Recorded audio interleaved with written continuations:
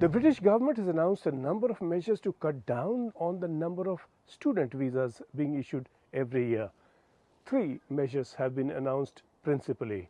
One, a reduction in the number of visas for dependents on students, and that will be a very severe measure, and the exception made is for students in advanced research courses.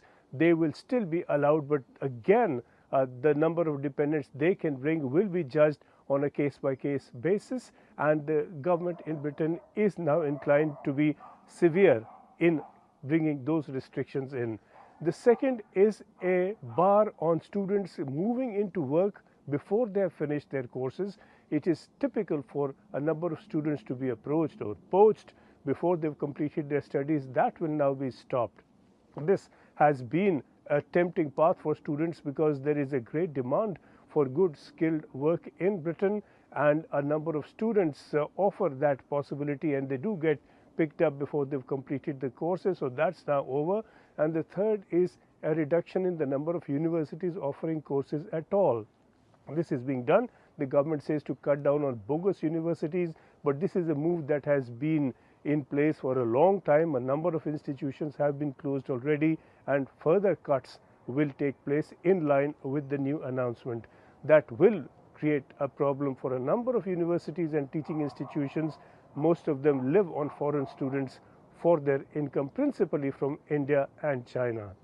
Clearly, this is a political move to demonstrate that Britain is cutting down on migration in line with its promises, and nobody is forgetting that this is pre-election year. Elections are due next year, and the Conservative government will want to show to the country that they have brought immigration figures down. A number of other measures have been taken to cut immigration. People who arrive on boats into Britain will now be denied permission to go to the courts as a move to stop any instant deportation, and there will be further measures taken to stop people coming in at all. This clearly is a promise that Rishi Sunak is determined to keep. Home Secretary Suella Braverman is the one for the job, and she is the one who therefore announced these new measures. The difficulty with all this is that a number of universities live on students from abroad, principally, of course, India and China, and they will be seriously affected. This is a major source of income for Britain.